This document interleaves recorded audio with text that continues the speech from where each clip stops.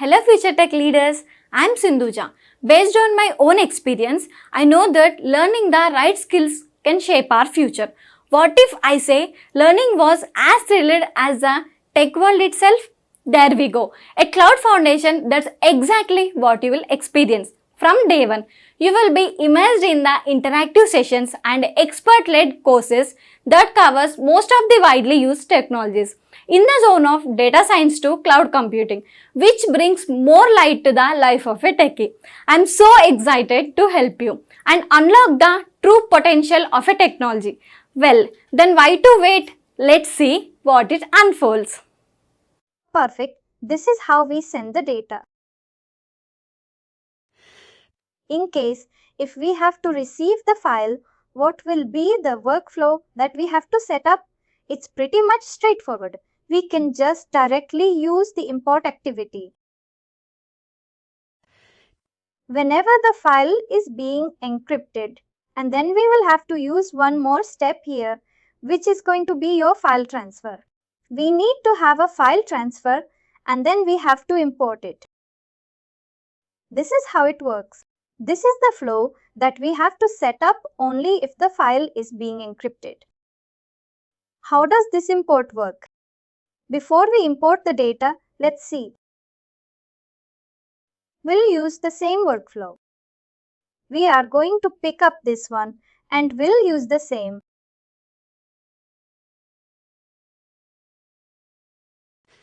But now whatever the file that I'm sending to a third-party system, I want to include that file and I'll have to send them to a third-party system. That's where the key management come into a picture. Here, if I go to admin, here we have something called key management. This is something that I can also access directly under the setup tab. When I click on create here, we have multiple keys.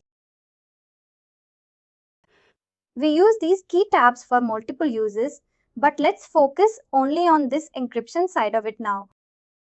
For third-party integration, all of them use a different set of keys here. Now, whenever I send a file to a third-party system, I want to encrypt the file and send it.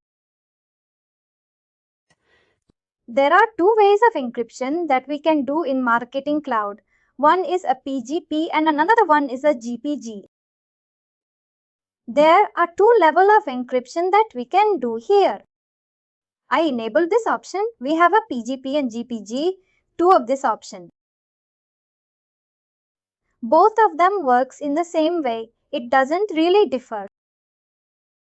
The encryption method and everything is the same. Now let's say that I would like to do a PGP encryption and send the file. There are public keys, which I think this is the one. Yes, that's perfect. This is a public key that we have from a Salesforce. You can see the domain name. It's hosted on the Salesforce. This is a public key that we have. We can copy this. We can just directly put them in the notepad. We can save this. Probably I'll just put them in the desktop. Here I'll say PGP, something like that.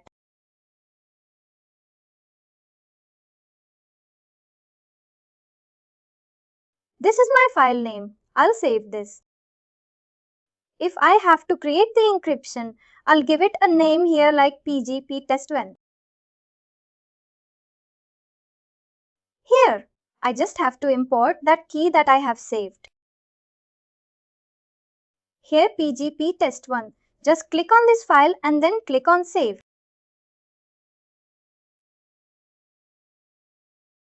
If I open this PGP test1 now, your entire configuration will be ready. Your entire configuration is ready now. And then you can start using this particular key management whenever we send out the file. You also share the credentials with the third-party system. They can decrypt the file whenever they are like. Access the file. They need to know this encryption key that we have used in here.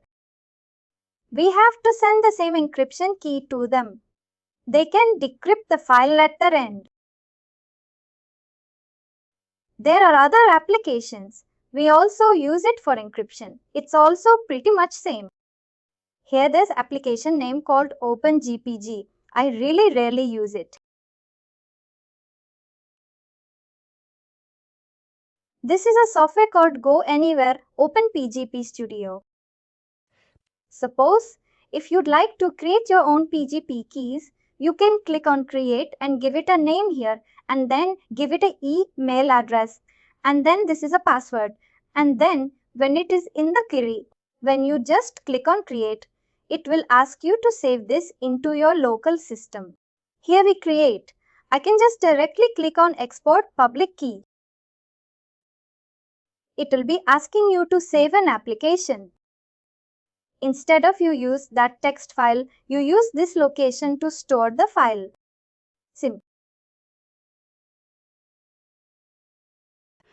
Now, once that key management is created, we just have to come to Marketing Cloud.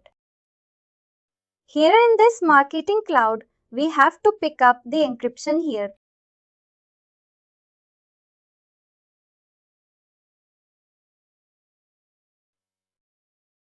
One which I have created is a PGP test one. This is something that I have to pick up and finish it. Now, whenever we send the file, it will be encrypted and then we'll be able to send it. Same procedure. If you have to decrypt the file, you get the encryption key from a third-party system. If a third-party system is encrypting the file and sending you to the system and you have to use the new key management, your asymmetric key, and then you have to feed in the public key that they used it. Same way that you import it, and whenever you import the file, just encrypt them using this particular file. Simple and straightforward. This is how we encrypt and decrypt the file. We also very rarely use it, but it's just up to you how you would like to send the data. In very rare cases, we encrypt the file and send it. Now the other use case. What I would like to bring in is, this is a workflow that we have used it for sending the data. Let's now see how we can export the data. How we can import the data. We have seen an example for exporting. We see the example for importing the data. For importing straight away, we can have the import as activity in the automation. Let's configure this import activity. I'll create a new import definition. Import definition, this one. We can give the description a small key.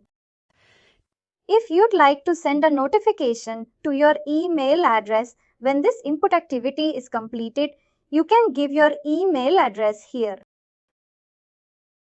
Let's move forward with the next step here. Pretty much straightforward here. You just have to pick up the file location, whichever the file that you are going to be using. Suppose if I say here, I say the file name, suppose purchase customers V.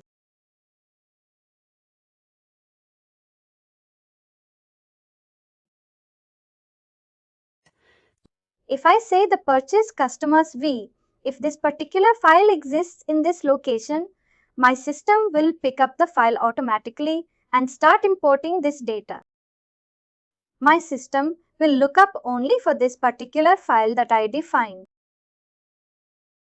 Until and unless I find this particular file in the file location, it will not start. This is something that we have to be carefully defining this file name. Whenever we are getting the third file from a third-party system. Suppose if it has a timestamp, you also have to make sure that we include the timestamp here, like a year, month, day, and all of them we have to include. If we are not getting a timestamp, we can just keep the file name. Basically, please get in touch with your third-party system. What is the file name? And pick up that user file name pattern here, exactly here. If it does already exist in the system, if it already exists in the file location, it will give us the status here. This file, which I have included here as a file name pattern, it isn't there in this particular file location. No file matching this file name pattern currently exists in the file location. There are plenty of files that I see in this slide. Suppose if I just use this data, I use this subscribers V.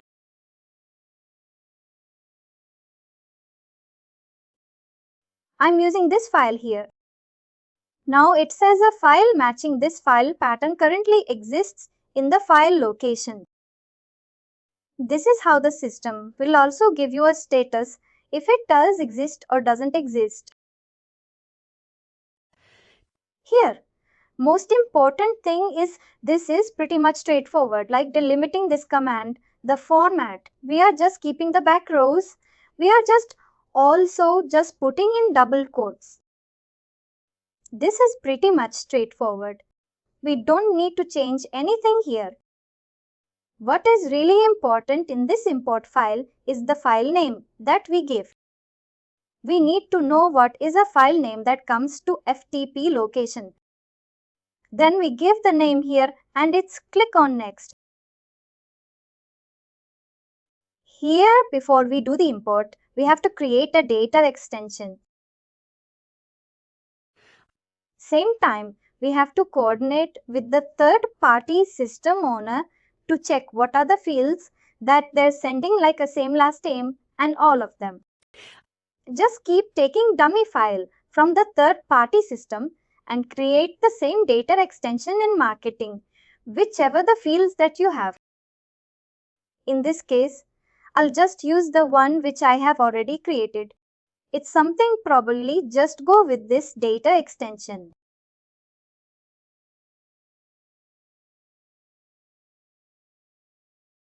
Whatever that I'm trying to import, it will store in this particular data extension. Then here we have a mapping. This is pretty much we know map by header, map by ordinal, and we have already done this in the data extension there itself. One thing which is like a new here is a data action like add only, update only. Add and update, we have a override. You have to be really good, careful with the override. That means when you pick up this override, that means it will delete all the existing records and then it will import the new records that we're getting from this file. It will remove all the existing parts. The safer side is add and update. We can just go with this add and update. If they exist, it will update. If they don't exist, it will add. If you would like to just only add and if you don't want to update, you can also go with this option. This is the data operation we have. Safer side, you can go with this or you can go with this. It depends on the different type of operation that you're trying to perform. Now let's click on next. This is the only step that we have to do it for import. Now I have the file already here. If I just click on run once, and then it will start importing the data based on a file name that I have mentioned. The file name is like a subscribers V. This file will be picked up on this input directory. Suppose if I have to pick up from a different location, we know it. We have different locations. We have already created. Suppose if I have to pick up the file from this location, like from import from this location, we have already created a file location already. It's called a lady folder. it will show you. I can see now this location. It automatically picked up. If I pick up an input directory, it says input directory. If I pick up the lady folder, it shows this location. This is how we pick up the location. Wherever that you are trying to pick up the file, we just have to create the file location, and that's why we have done it in the very first stage. We create a file location and we pick up them. We have to pick up the file and then we configure. Then yes, simply we can schedule it. Every day when the new file comes in, we can import the data in an automated fashion. We keep on importing the data on a daily basis. Whenever the customer purchases the product, we can also keep the schedule as 30 minutes. Every 30 minutes, we will be keep on updating. As soon as we import, we can also send the email and we get an email directly from here. That is also really easy. It's same as what we have done it in the user initiative. Same procedure. We pick up the email, we pick up the same classification like a commercial or transaction, and here the audience is going to be your data extension, which you have used it for importing the data. I used one data extension for importing. That has to be the data extension and configured immediately. You don't need to be able to because it's just let's do that. Let's go next. Here we have the properties. We give it a name here and then we give the first name, last name and then commercial. It's pretty much straightforward what we have already done it. Let's go to the next step. Here we have this audience. It needs to be the data extension that we are using for importing. It's now just pick up the data extension and let's go to the next. Here is sent, throttling and all of them. And then when do you have to send the email? That's a step. We have to do it. We just confirm this information is and then we click on finish. Now, if we click on save and run, once data will be imported and as soon as the input is completed, the email will be triggered. Always, whenever you have a different activity, just always keep it in a separate step. Suppose I have to do import and I have to send out the email. I cannot keep them in the same step because if I keep the activities in the same step, it means it will start at the same time.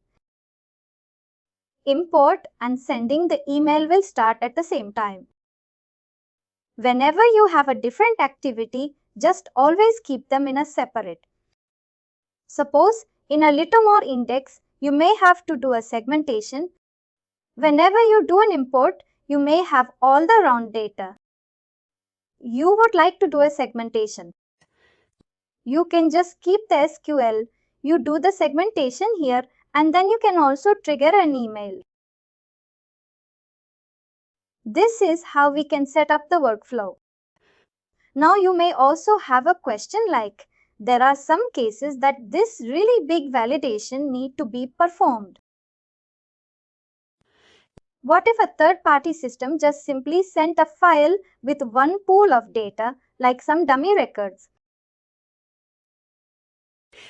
What if it's third-party system that has been hacked and then they send the data to a marketing cloud instance with all the dummy records? There's a possible data that's done on me like in previous organization. In that situation, we have a validation here. And I'll do validation before I send the email.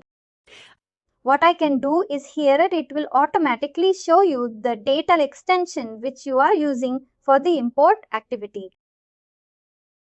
We just pick up this data extension here. It says account. It is equal less than greater than all of them. Suppose we know on a daily basis what is the number of data that we expect for the past 2 years, 3 years. If I look at the historical data, I can figure out what is the number of data that I can expect from the third-party system on daily basis. Let's say like 10,000 records is what I can approximately expect on a daily basis. It may be like 2,000 up and down. 10,000 is something like average that we get like for the past 2 years. I keep this as a 50,000 here. Suppose if I'm getting a data like more than 50,000 data process, there is definitely a 99.9%. There is some issue. Immediately we start the automation. I can also trigger an email recipient saying we have received more than 50,000 records. There's something wrong with automation. Please look into this. We include the recipients who has to get the email. It can be a dev team, it can be a consultant team, or it can be a marketing flow stakeholders who needs to look at this automation. And then we include it in the note here saying that we received a file more than 50,000. Can you please look into it?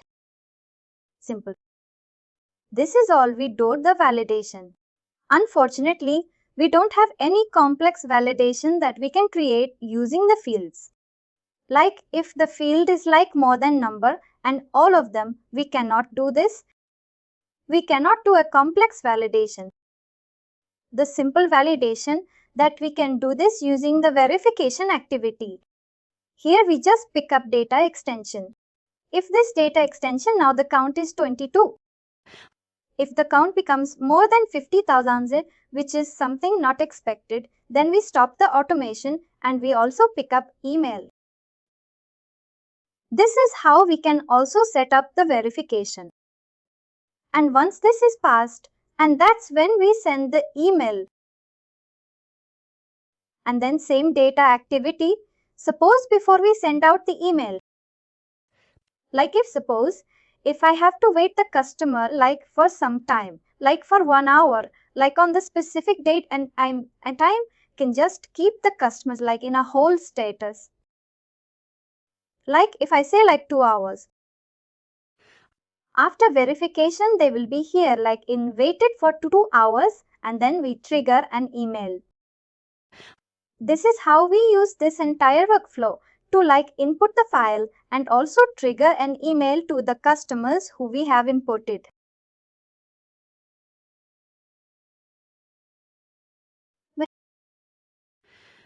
This is something like with the major, like a workflow, and we have a filter activity, we have a fire event. Interaction Studio is something, it's not part of the program and also audience builder. Its audience builder is also not part of this program. The major and majority of the activity that we do in the Automation Studio is the data extraction, file transfer, import. And sometimes we also do the SQL quite frequently.